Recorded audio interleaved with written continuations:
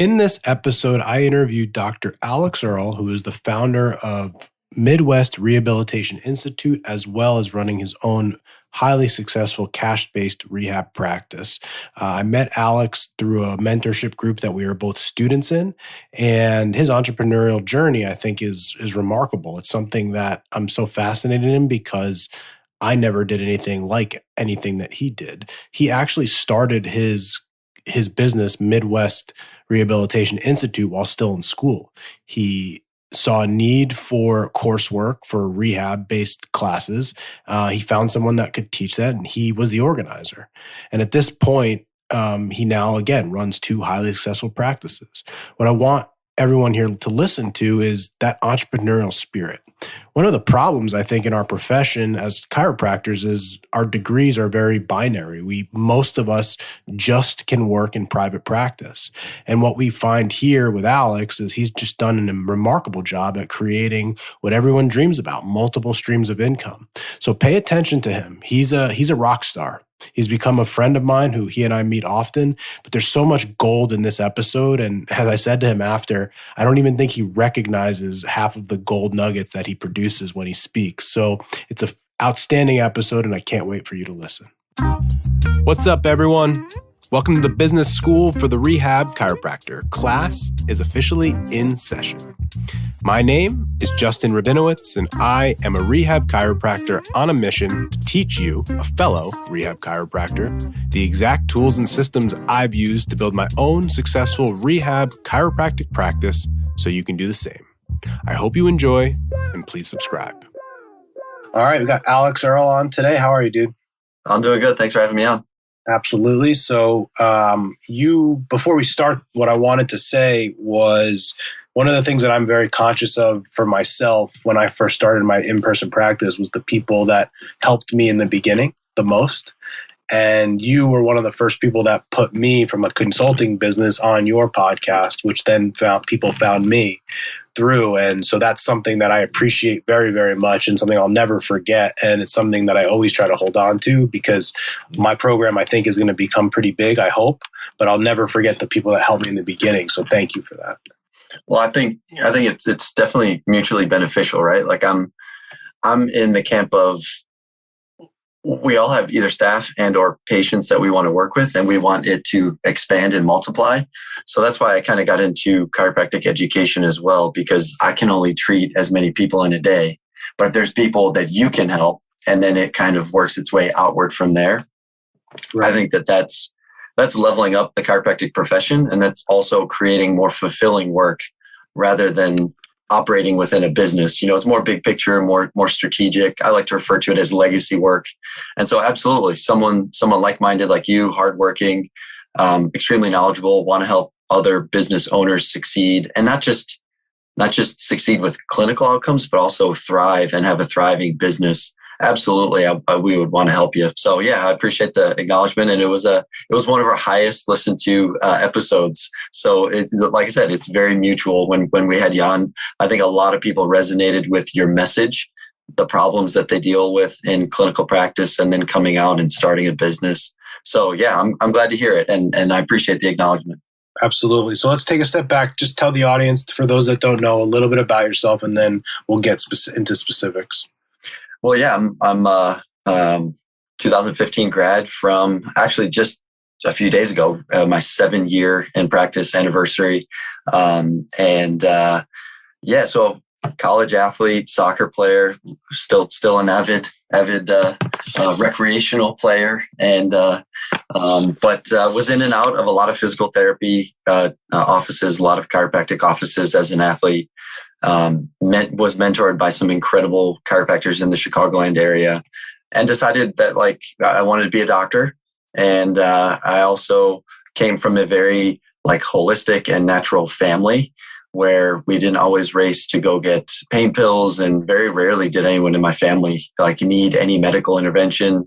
We're very health conscious when we, within financial reasons, but it just came from my family was very natural and healthy. And then I wanted to be a doctor, and it was just this collision where an injury or two put me into some chiropractic offices. And I thought, there's something here.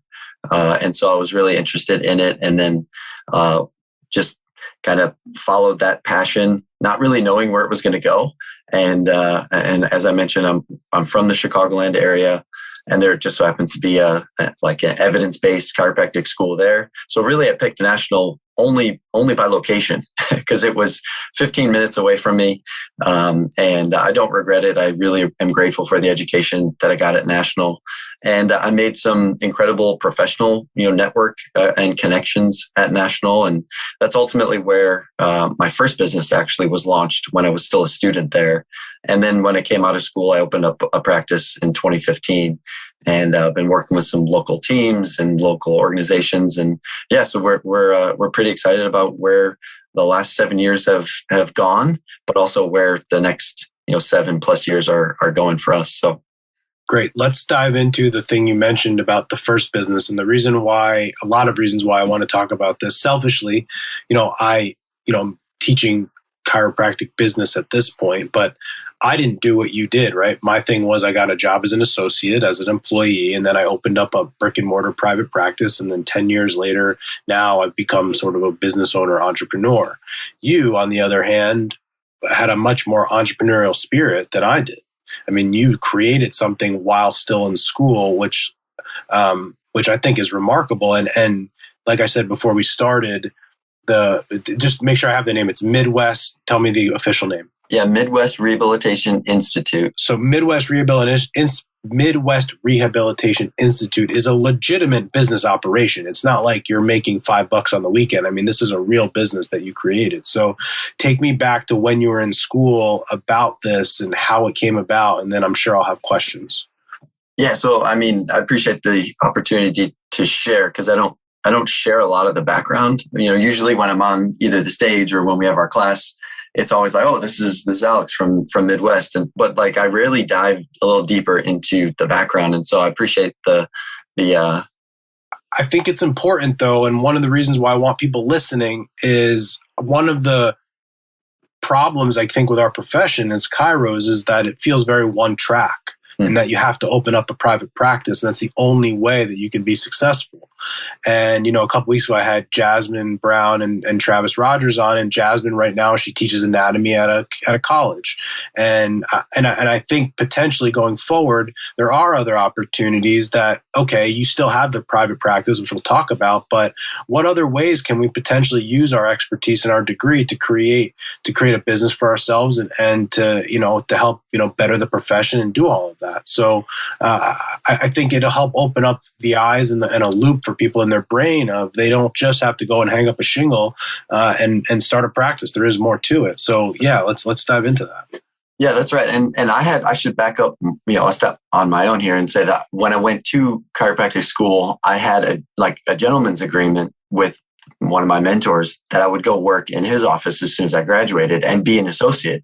And then that was before chiro school. Then during chiro school, I started working for 2.5 years at another office. And so he just needed kind of, not necessarily CA type work, but just like a rehab technician or rehab assistant.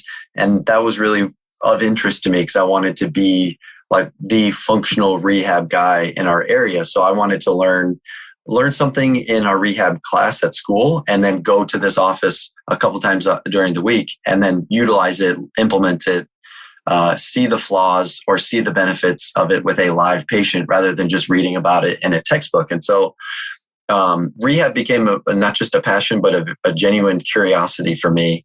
And so it was in that functional rehab class that I started looking into advanced studying, and there's not really any residencies outside of maybe neurology and radiology for chiropractors. So I looked into the Rehab diplomate back in probably mid 2013, and there was not one active rehab program going on education wise that fulfilled the diplomate. And so I would have had to go to Seattle for a couple classes, then Dallas for just one class. And it was hodgepodge. And, I'm a student at the time, and that was just not sustainable for me and my wife to swing a couple grand for me to travel and then take all these classes. So I approached my rehab professor And I said, he had the diplomate. He currently has the diplomate as well. And I said, hey, how do I get this diplomate? It was purely, my intentions were to find out, what did he do? What path did he take? And him and I just kept talking about it. And it was, he knew the courses that had to be taught. He knew the accreditation that it had to go through. He knew that he or someone similar with the diplomate status had to teach it. And I kind of looked at him and said, well, what would this look like if you taught it? And he's like, well, we'd have to map out 150 hours, 45 spine, 45 extremity, and 48 elective courses. And then, so we kind of mapped out all of the requirements to 150 hours. And I said, well, okay, would you teach it? If I got people to come to the classes, would you teach it? And he's like, oh, yeah, for sure. So he helped me get the information, and we packaged this Rehab Diplomate, 150 hours. I mean, hour by hour course outline. We did all the paperwork, all the legwork. And then he went and not presented it, but then he went and got it approved and accredited. And then I went to my classmates and I said, okay, there's going to be a shoulder class coming up. There's going to be, whatever class, because we had one weekend course a month covering the whole body for the entire year of 2014. And so by the end of the year, from January to December, we achieved our 150 hours, which made us eligible to continue on. But it was after like the fourth class that, we got about 15 people for the first class, and then 18 for the next one, and then 21. And then by the fourth class, there was close to 30 people that had just kind of fell into our events. And, his name is Tom Selecki, and he was the instructor for the first year of this kind of program that didn't have a name. We just called it the Rehab Series. And he pulled me aside and was like, I think we're onto something here. I think there's a lot of interest in rehab. And I think that if you can continue to get people into our courses, I'll keep teaching them. So we kind of had this wonderful 1-2 punch where we would often say, it's Alex's job to get people in the seats, and it's Selecki's job to keep them there. And so we had this wonderful relationship and wonderful mentorship. And so we went through that whole year of 2014, and we had a ton of people come to our courses. I think his post-surgical spine rehabilitation class, we had over 50 people there. And so then we incorporated the business the very next January, in January of 2015, when I was in 9th trimester. So when this all started, I was in Tri 5. So I was only halfway, maybe beginning of Tri 5 or early Tri 6. I can't actually recall, but I was a student, and this kind of opportunity came in my mind. And then Selecki kind of saw the potential within this business, and we ran with it. So when it started, obviously it started as you just why most good ideas start selfishly, that you wanted the coursework, which is a great thing. Right. And then in order to actually make it happen, you needed to get other people involved with it to be able to take the course. I'm just putting myself in that situation. I would have said I probably would have, at that time, I would have stopped there and said, all right, I either don't have the time, or I'm not going to put the work in, or I don't know, I'm not confident I can get people to come to the course. Where did that come from for you to actually think, this guy will teach it, and I just have to get people to show up, and I can actually figure that out? How did that come about? Yeah, I think maybe it's, I don't know how to explain it, but our trimester of students, we had about 60 or 70 that started with my group. And there was a very heavy rehab focus. A lot of the sports rehab on campus, the sports rehab club, it just exploded with our class that came in. So there's a lot of people that were interested, and then it kind of, I mean, I hate to say that trickled down, but it just kind of worked its way out.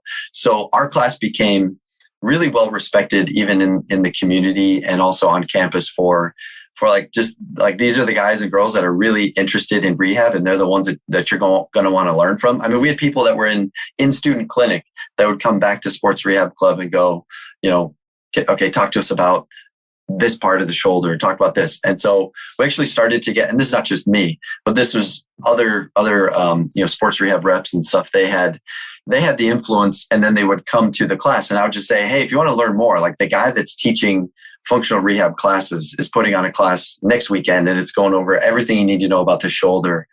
Also, I think his credibility really went a long way. I mean, he's the team chiropractor still for Northwestern University. Well, not the chiropractic Northwestern, but the Division I Northwestern. And he's fully integrated as a team physician there. And he's doing this functional rehab. He's been doing it for probably over 20 years now. So he has the professional credibility. So then people were drawn to the way that he teaches, the way that he thinks. And so that really helped. Like I said, I would market him and teach and say all the things that he wanted, the message to be. And then people could resonate with the message of, I don't really know if somebody comes in with a shoulder pain. I don't really know how my functional exam for the shoulder would look like. I know what an orthopedic exam would look like, but what does this kind of look like from a functional exam? Right. And so we would just dive into, every region we just thoroughly explored, and people loved it. I love it. Yeah, let's pull out some of the business lessons that, most people that are listening are just going to listen to the story and say that's really cool, but there's so many business lessons in there that we should distract out of it. The first one, when I asked you about setting up the course, you said, well, our tri had a ton of people that were interested in this. And the lesson that I always talk about is, I think it's like I wasn't a marketing major, but apparently when you go to college, one of the classic lessons they teach in marketing is the professor at the front of the room goes up there and says, you're going to start a hot dog stand tomorrow. What's the number one thing that you need to be successful? And people will raise their hand and say, I need the cart, and I need the good hot dogs. I need this and need that. And the answer is hungry customers. That's right. And so what you just said there was the number one thing it was almost easy because you had hungry customers. You had people that wanted this thing. And so you didn't have to work very hard because they were already there. You just had to provide the thing for them. And so that was already built in. The next thing that you mentioned that was important was almost a little bit of, 2022, we would call that like influencer marketing, right? In that you had somebody where if Alex was teaching the course at that point, people wouldn't have shown up because Alex isn't an expert. But what you said was the guy that you were with, he had an expertise, he had some clout because of his experience, because of where he was able to work, that it allowed more credibility, that it wasn't actually, you didn't have to sell very hard because it was like, he's here, he's the guy. And there was a little bit of nuance in how you presented it and things of that nature, but you have hungry customers, and then you have an expert that people want to be able to sit down with, that it's easier to create butts and seats. And, I think in our private practice, where someone listening might be able to take the lesson from that is, how do you get in front of the people that need your product? What's your equivalent of a hungry customer? And then the other part of it too is, who do you have to get on your side? Who's got to be on your team that people are going to look at and say, oh, like he's doing it or he goes there, I have to go there too. I laugh around this area. We're in New Jersey. You ask anyone, oh, what doctor did you go to? Oh, I went to the OBGYN. He delivers all of the New York Giants' wives' kids. It's like every doctor in this area has something of the Jets, the Giants, the Devils, the whatever, and it's like that clout of where they don't realize actually that for the Jets, everyone at Atlantic Health pays to do that. It doesn't mean they're any good. It just is that clout. Right. But there was a level of clout in your situation. The guy was affiliated with Northwestern and this, so people wanted to go. And so let me fast forward and ask you this. At what point did you actually say, like, hold on, this is like an actual business, not just Alex wants to get this diplomate? Yeah, that's a really good question, because Selecki came to me, like I said, after the fourth class, and he was like, we have a business. And I thought, well, I just want these classes for free. I want the information.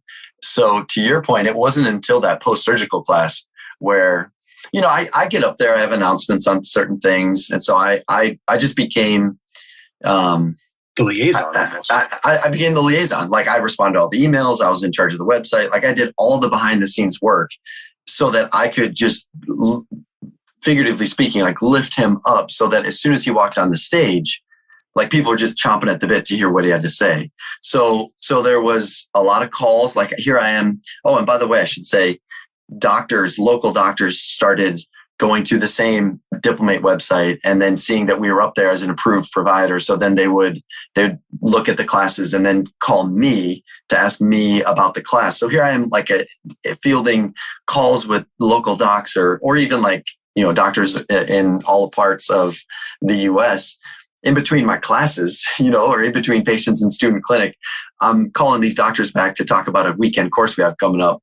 And so I got a little glimpse of sales skills just trying to convince people to take these classes. And my dad always told me that I should go in sales.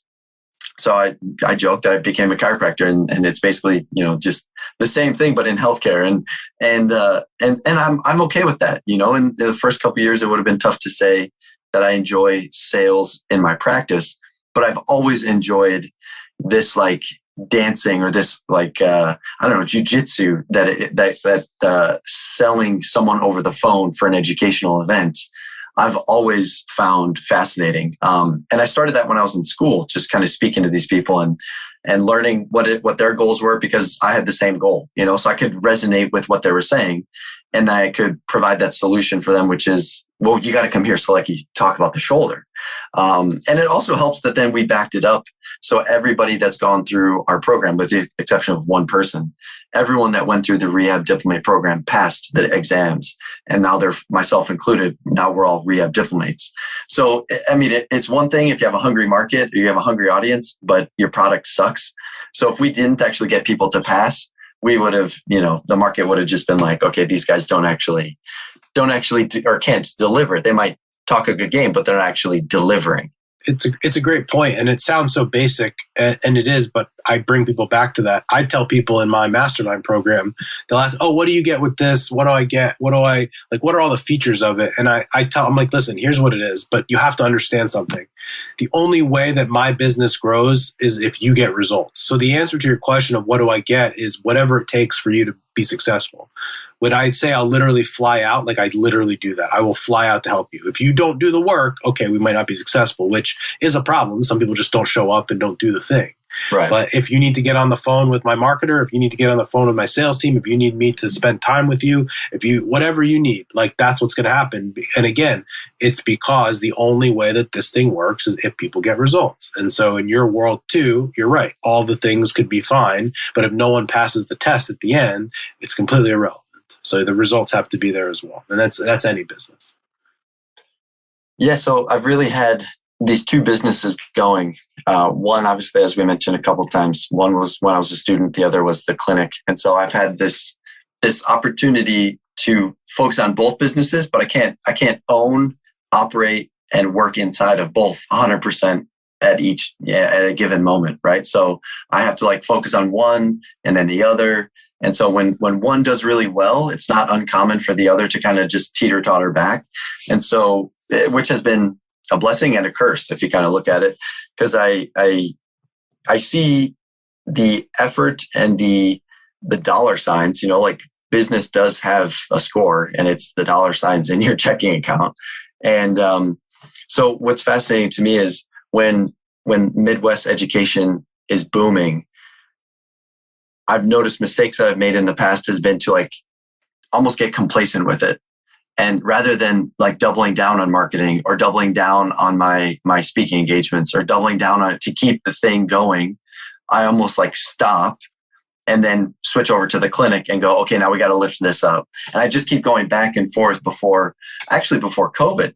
And so then when COVID hit and all of our live events went to nothing, I took that to completely revamp our education side while at the same time rendering a lot of the useless components of our clinic and just getting rid of it. And then the things that were often expensive or I didn't want to invest into, I doubled down on. So instead of going back and forth with it, I then was trying to slowly, incrementally raise both businesses, which I'd never done before. But I also think that in 2 or 3 years' time, both businesses are going to be in way different positions than this teeter-tottering back and forth like I've done for 5 years.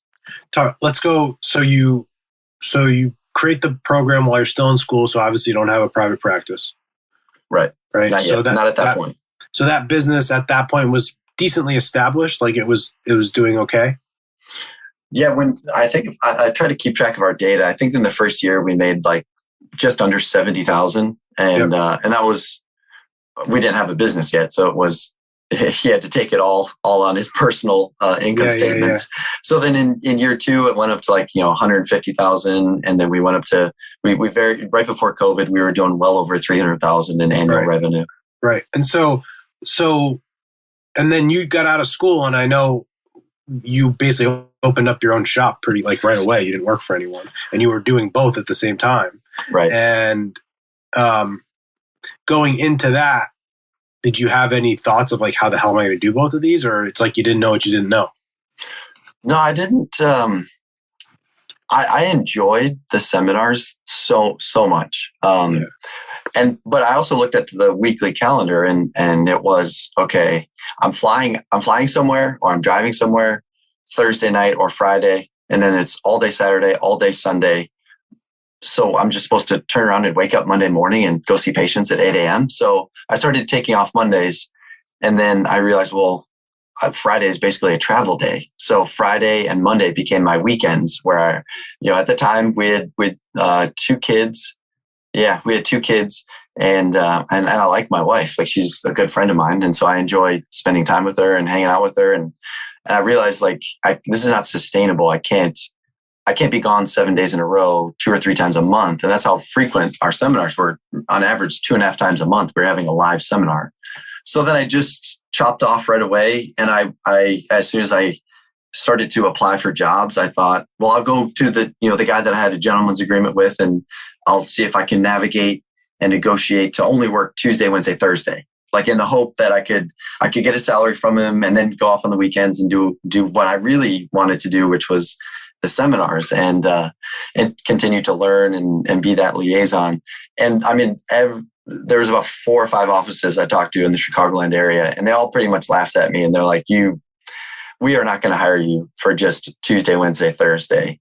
And I was adamant. Like, I made a promise and a commitment to my wife that I would carve out 2 days a week. And I thought that would be Friday and Monday. So I was not forced, but I then had to have the realization that if I can't work in another clinic, I'm going to have to open up my own. And if that's the case, I'm only going to work on Tuesday, Wednesday, Thursday to see patients, and then shut down the clinic, Friday leave somewhere, or go home and have a 4-day weekend. And that has been the case since the doors were opened. For 7 years, right around 6.5 years, we've only seen patients on Tuesday, Wednesday, or Thursday. Okay, so let's talk about that, because I spoke to one of my clients yesterday about it. Do you lose patients because you're not open Mondays and Fridays? Has your business suffered? That's a really good question. That's almost like trying to prove a counterfactual. I've never had a conversation with someone and said, would you have come in if I was open on Fridays, or Mondays? So when they ask for appointments on, especially Saturdays, like, for some reason, there's a lot of questions for Saturdays, and I've never seen a patient on a Saturday. Right. So I think no, like, I've never had any pushback. Like, we've always just said from the beginning, just, hey, we're open Tuesday, Wednesday, Thursday, all day. Does mornings or afternoons work?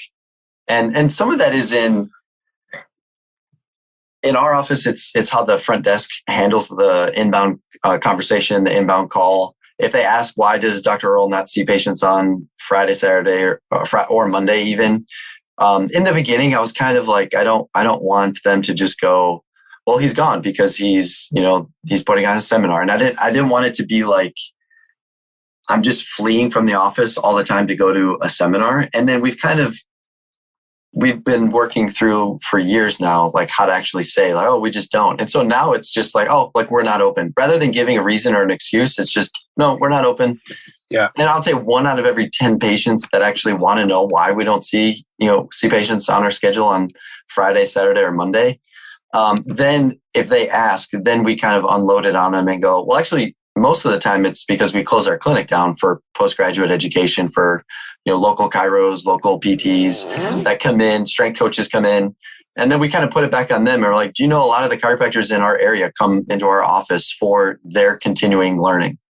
And then they kind of step back and go, yeah, like, it's true. Like, a lot of chiros, a lot of PTs make their way to our office to learn. So we just close our clinic down and we convert over to an education entity, and we talk on different clinical considerations for shoulder, Achilles tendinopathy, and whatever it is, So then we kind of put it back on them to say, so it's not like he's just treating you because he's good at it. He's also teaching other people on how to treat this thing that you're also, complaining about. So that also builds up the authority, because we're out there teaching other providers in our area, which then makes the patient in front of us value what we do in our office more than the Saturday availability of an appointment. It's like, okay, do I want someone that's really good, or do I want the convenience of a Saturday appointment? And right there, they have that subconscious, comparison. And then they go, well, yeah, we'll take Tuesday at 5 p.m. I'll just come after work. I don't usually do that, but I'll do that. Yeah, I get it. So I wrote down 3 things that I want to hit on as you talk. The first thing is discipline, right? And not in the discipline that actually people think I'm going to talk about. People, when they think discipline, that means work all hours of the night and work on a Saturday and work on a Sunday. But your discipline actually from the very beginning was in not working on those days and seeing patients those days. And that skill, as you know, as you've grown your business, comes up hundreds of times, in that the discipline later in the practice, as you grow it, becomes in not seeing the next patient. So you can go and do the thing that has to happen. Again, as I have different people in my program at different levels, the discipline for a lot of them, once their clinic gets busy, is to be able to step back. And having the discipline that no matter what, they're not going to go back in for 40 hours a week, even if Mr. Smith only wants to see Dr. Alex or whatever the case may be. And that is a level of discipline, and we don't think of it like that. And so, and the reason why I bring that up is because for the chiros out there that are getting started or have gotten started, they think that when they get going, they've got to be available all the time, because it's a scarcity mindset that if I'm not, then people aren't going to come and see me. And they lack the discipline to understand that that's a story that they're telling themselves. And in that situation, what happens most of the time, as you know, is if you start that way, you stay that way, right? Just like when you started that way of not being open Mondays and Fridays, you stayed that way. Mm-hmm. I fight in theory with my clients all the time. I'm like, listen, we've got to be disciplined to block ourselves out. Give me a half day a week. Right? Because I'll see so many. So in my program, on average, most of the people there are seeing 1 hour appointments. They're working 20 to 26 hours a week, and they're available 40. And so you know what that looks like, right? So on a Tuesday, they're seeing someone at 8, someone at 9, someone at 11, someone at 1, someone at 3, someone at 5, someone at 7, and that entire day is shot. And they weren't working the whole day because, you and I both know, it's I always say it's a Cal Newport deep work thing. It's an impossibility that like that hour in between of those 2 patients, you're going to go and do something to work on the business. It's just not going to happen. The only way to do it is to have the discipline to block yourself out for Thursday morning from 9 to 12, that like you have a date with yourself to go and do marketing, things of that nature. Now, again, Dan Kennedy 101, like he used to coach chiropractors, and it was like Thursdays, you are not seeing patients. Like you are going to go and build the business. But it sounds so easy, right? When you're in school, it's like, oh, that makes sense. Yeah, I can do that. And then you've got one of your best paying insurance patients that wants to come Thursday at 2. And all of a sudden, guess what happens? 3 weeks later, we got patients 2, 3, 5, 6. And all of a sudden that day went away. And it really is a discipline to be able to do it, which you obviously have. And I think people need to pay attention to. The next thing that you talked about was, we mentioned a little bit the scarcity, right? That scarcity mindset. That it's very easy when you're starting to think that I'll only do this for a little while, right? But you didn't have that mindset in that we're open these 3 days, and that's how this is going to work. And maybe it's because you had the other entity. Maybe it's because you had another thing really that you could justify not being there those days. But again, the people out there, there's a lesson in that, in understanding that, in understanding what that looks like. The problem that we have in business is that we get paid for the treatment that we do. And so to justify the 4 hours that we're blocking out to do the marketing that we're not going to get paid for 6 to 9 months, it doesn't feel gratifying.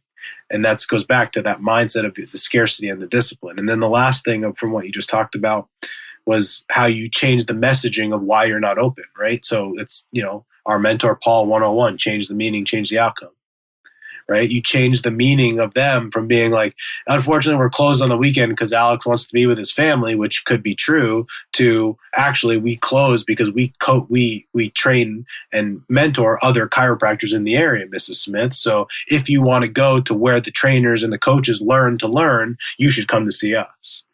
It's for them, not to them. That's right. Right. And again, that's marketing and sales 101. So even when you're giving that short recap there, I even cringed a little bit when you said the word unfortunately. Like, unfortunately, we're closed, or unfortunately, we don't see, because I'm going to call that a mistake, because I so can resonate with the patient's perspective of hearing back at them, hey, how come you don't see patients, or can I get a Saturday at 10? And your response to that is, unfortunately, we don't see patients on Saturday. Like, I've checked out. The moment you even start saying unfortunately, I know the answer is no. Like, I can't stand the unfortunately. It's almost like I'm going to try to be really nice to you. But at the same time, like, we're not budging. It's kind of, dare I even say it, it's a bit arrogant to respond. Words matter.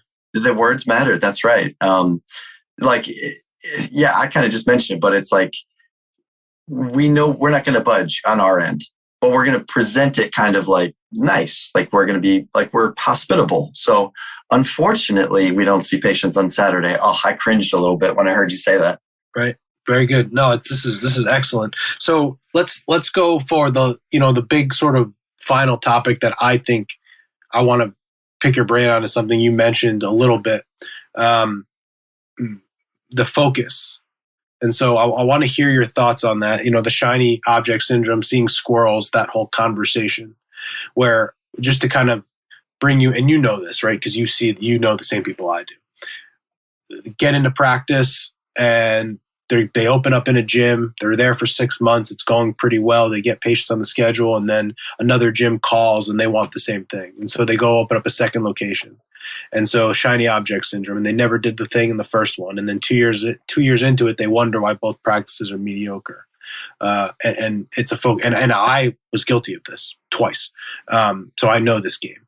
The other one you'll see often is, especially in the rehab chiro space, is they build the practice. It's doing pretty good. They're making a living. And then they want to go and build an online business, right? Focus, right? They just lack the focus.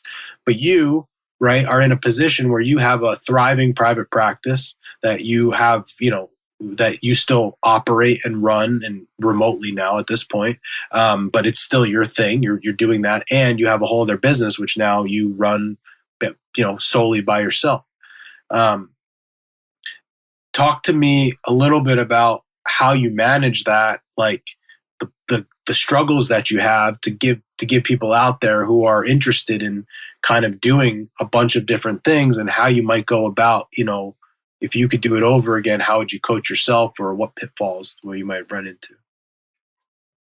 Well, there's no easy way to answer this, but other than, I think, just like the truth. And I think that's what your listeners are going to hopefully take away from this, which is, and I so appreciate you mentioning that you're guilty of it twice, right? Because shiny object syndrome is 100% a flaw of mine, right? And if I look back on, and I'm an avid journaler, or at least writer, I try to write for every day. I try to write 2 or 3 sentences about the day just to recap, and that way I can look back, where I was a year ago to date on certain things, and this is relevant to the conversation. But I'll start off with a quote, which was by Michael Hyatt, that said, one of my favorite quotes from him, which is, "No one ever drifts to a place worth going to." And whenever I found myself aimlessly wandering in business, of course, anything that I see that's shiny, I'm going to go after it. And that becomes my target, or that becomes my goal. But then when I get there, that's not actually what's fulfilling, right? And so for me, on the business side of business A, which would be Midwest, I get like super excited when I see experienced docs in practice, or students that take our classes, and they're open to our ideas, our message, and our treatment ideas for the functional rehab provider, right? Like I just taught dry needling to a sold out class in Milwaukee, Wisconsin this past weekend. And the longest survey, I always ask everybody when the class starts, what's your name? Where are you from? What do you hope to get out of the class? And how long have you been in practice? And we had a guy in the class that was approaching his 50 years in practice. And a couple people kind of turned and looked at him. And yet when it was all said and done, he was one of the best students of the weekend because he was there for the right reasons, which were his patients. And when I talk about freedom from a standpoint of being a business owner, he 100% emulates what true freedom is, because he could have retired a long time ago. He has a very successful practice. He can come and go as he pleases. He can treat whoever he wants to. He can take whatever class he wants to. He can travel wherever he wants to. And yet he chose to come to the class to learn this new technique that they're allowed to do in Wisconsin now, and participated. It wasn't like he just sat there in the seat. And that really motivated me, because then there's students in the class that see this guy. And I mean, people really respected him because he had this, experience, and he has the history. But anyway, so that's kind of part one. The other part of it is when I look back on the areas where I was super disciplined, getting up at 4, reading, writing, applying all these things, like you mentioned earlier, Justin, those things didn't bear fruit for 6 or 9 months. And the shiny object syndrome is, well, I tried it once and it didn't work, so therefore I'm going to move on. I tried Google ads, it didn't work. I tried Facebook ads, it didn't work. I tried, insert whatever, I tried a technique. I tried dry needling, it didn't work with a patient. So it's not that I need you to double down. It's also that I think we're short fused when it comes to strategies that we don't give them enough time. And you and I talked about this on the episode that you came on for us, which is I've seen the pendulum swing from severely over-treating our patients to now severely under-treating them, where we're underutilizing our rehab skills because we're only focusing on pain, which is funny because on the education side, we teach that the focus shouldn't just be on pain and that pain shouldn't just be the guide. And so we have this like back and forth all the time.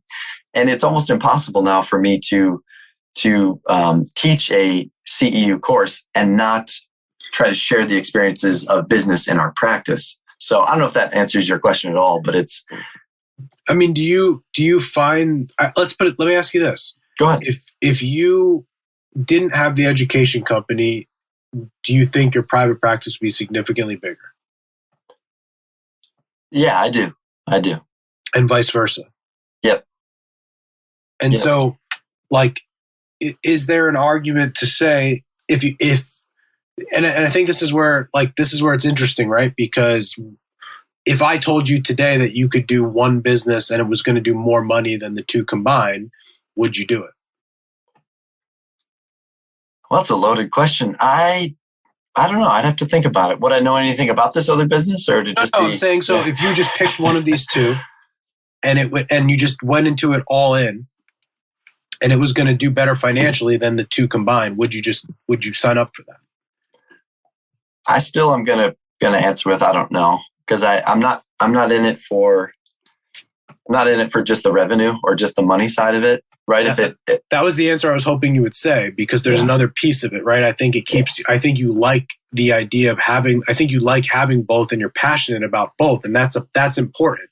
The problem that I think some people have is they want to build the online business not because they want to be in an online business, because they want to create more money, right? And I was hoping you would say that, because I was expecting that to be the answer. Because for you, genuinely, like I know that you like doing the teaching and meeting all these people, and mentally, I think it's probably good to have the practice and good to have this other thing that you're doing, and that's the ROI on that is invaluable. But again, the decision-making process is not just about the money, right? Building the second practice and location for most people is because they think it's going to grow their business. And that's why they do it.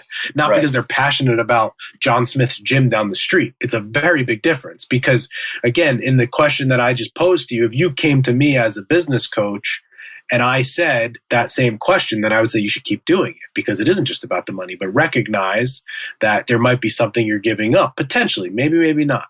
However, if a client comes to me and says, I want to open location 2, and I know that they don't have any sales process and sales system, they have no team, and they have all these different things, and they're doing it because it's a good opportunity to build the business, I would say actually it's a good opportunity to distract yourself. Right. And not build a good business. I've seen it where, to your point, like they don't have the systems in place. It's all instinct, and instinct might work for them in one practice, but how do you, and this is one area that I've struggled with, kind of just mentoring and teaching our associates. And we get chiropractic interns that come in, and they want to get all of this knowledge like out of my head, and then for business and also for clinical considerations, and they want to get it all out and out there, and they want to learn from me. But at the same time, it's a good way to distract.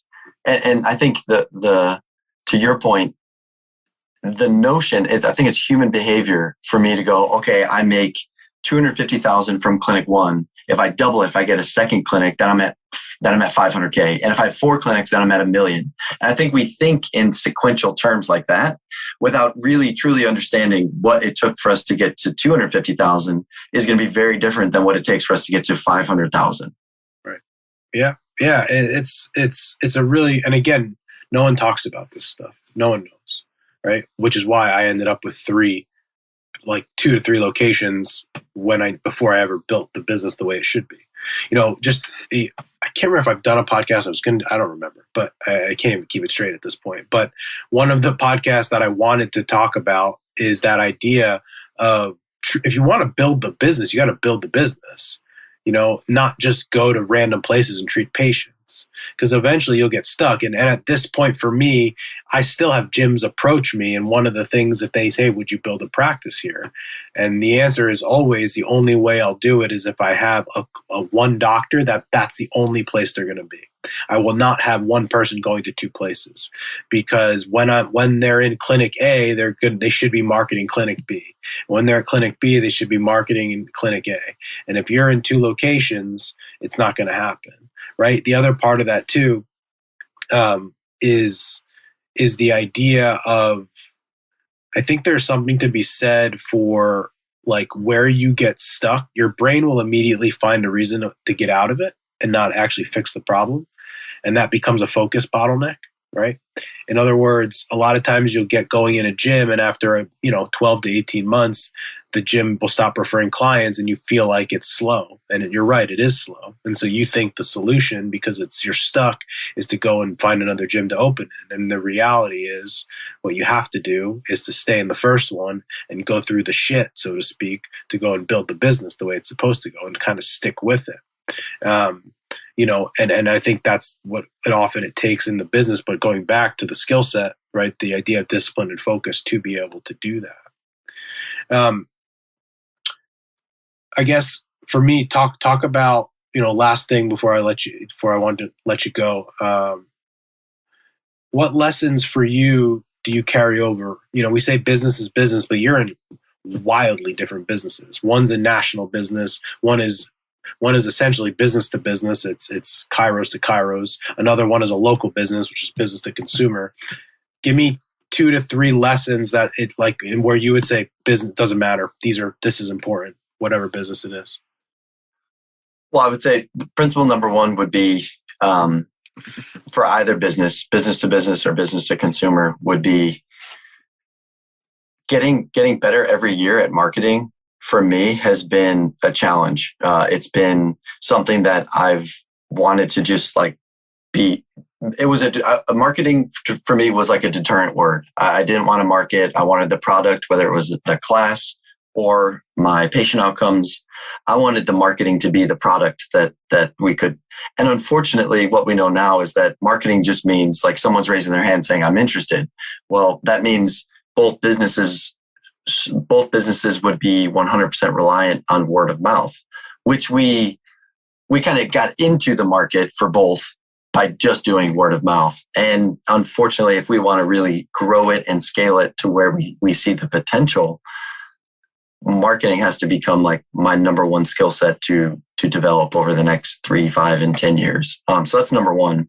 Number 2 would be, I don't really care what other people think. And that's kind of for both businesses. When I'm teaching and people are telling me about their business setup, like they almost always dismiss that they can't do what I'm doing. And so I'm like, well, if you think that way, you're right. Like I can't help you, And so someone this past weekend was charging $40 an appointment. And to me, I'm like, are you any good? And his answer was, well, yeah, I'm really good. And I'm like, well, then how could you say that you're really good and charge so little? And he does it because he thinks he's being strategic into his market. And so like, I don't really care what patients think of me. I don't care what other attendees think of me. But 7 years ago, I cared very much about what everyone thought of me. And I think a lot of that comes from just like maturing and also realizing that like my identity is not in the patient outcome that I can deliver or in the class experience that I can have. Mm-hmm. And so that's kind of like principle number 2 is just I'm not in both businesses to please everyone. And I understand that like our classes are not for everyone. And also, this, if you're coming into if you just type into Google and you're a patient with low back pain, you have no idea if you're going to end up at a straight chiropractic office or a rehab oriented chiro or an upper cervical only, like we're all chiropractors. And so we do a discovery call where we just try to find out like, is functional rehab something that you're open to? And if you just want to get adjusted, well, then we're not a good fit for you. And I used to care like I was doing this person a disservice by not bringing them in. And now it's like, no, there's 5 other clinics within a mile of us that can serve every need of you. And I refer them out and I say, best of luck. Where again, 7 years ago, I'd have been like, man, I got a wife, I got kids I got to support. I need this patient. So now I don't really try to please everyone. And that gives me the peace of mind to sleep at night, knowing that the people that we are taking on, the customers from both businesses, like we go 100% all out to try to fulfill on the promises that we give them. Good. Excellent. Those are fantastic. So before we wrap up, obviously my audience here are rehab chiros. And so they obviously could benefit from your Midwest, your company.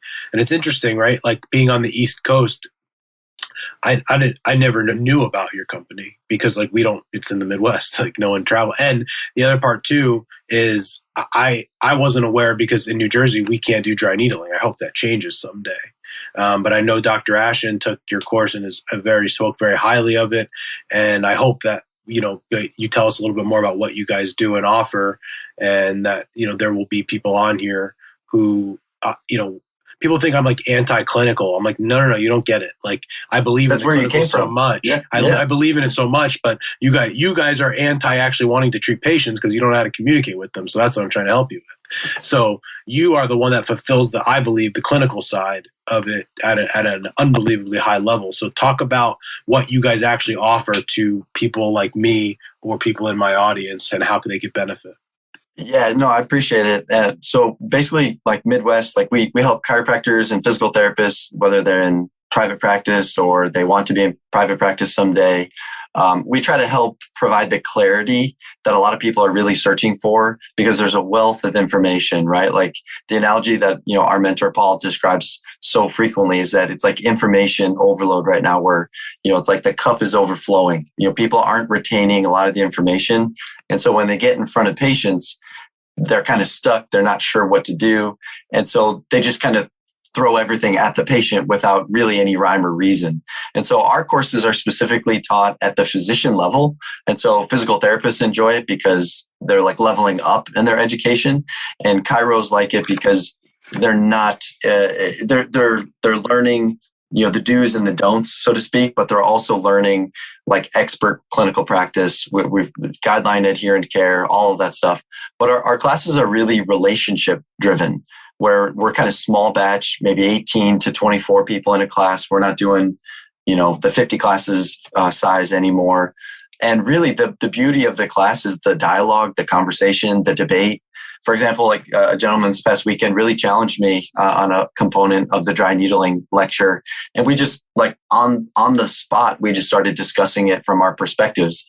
And the whole group, I think, appreciated that there was a disagreement, but there was also mutual respect. Like I understood where he was coming from. He understood where I was coming from. And I think the whole group was lifted, so to speak. because there was like not an ego coming from me, like standing up front. And none of our teachers claim to have all the answers. None of our teachers, in my opinion, I'm obviously biased because I vet them, I hire them, and I hold them to the same standards. None of them are exclusively just lecturers. Like, we are all in the trenches, so to speak. And we have our views and we have our opinions on topics, and we're not afraid to share them. But really, if you're looking for information on how to deliver on the knowledge, then typically rehab chiropractors end up in our classes because we distill all of this information down into tangible, either treatment plans or exam tips and tricks to make it very practical for your Monday morning, so to speak, Monday morning. So you guys teach dry needling. What other courses do you offer? We've got, we organize acupuncture ourselves. So we do a 100-hour musculoskeletal acupuncture course. Most states that require 100 hours, that we fulfill on that. And we've got a series, a rehab.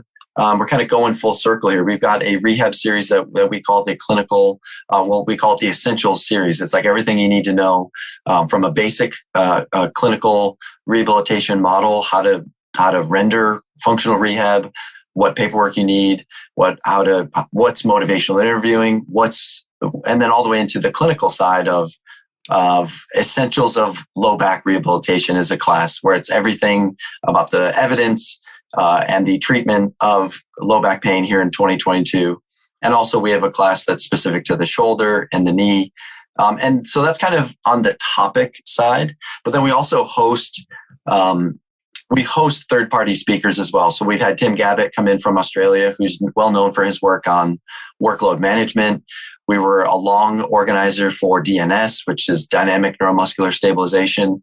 Before COVID, we were the largest host and organizer for DNS in the world. We had over 20 classes that we would host all over the United States. And that kind of shored up once COVID hit. So we've got some specialty courses, we call them. And so we've got just some world-renowned people that come in and teach classes for us. And really it's for the functional chiropractic or functional rehab chiropractor that wants to really become a specialist in their area of functional rehab. Good. No, I think it's awesome. And just my 2 cents on it, I think I see people's eyes light up specifically with TPI when I say it was founded by a chiropractor, because I think we all want to see people, Greg Rose, who are like us, that have done something. And your organization is founded by you, a chiropractor who still, we didn't talk about it, you have a successful, highly functioning rehab practice that still runs. Like, this is not theory.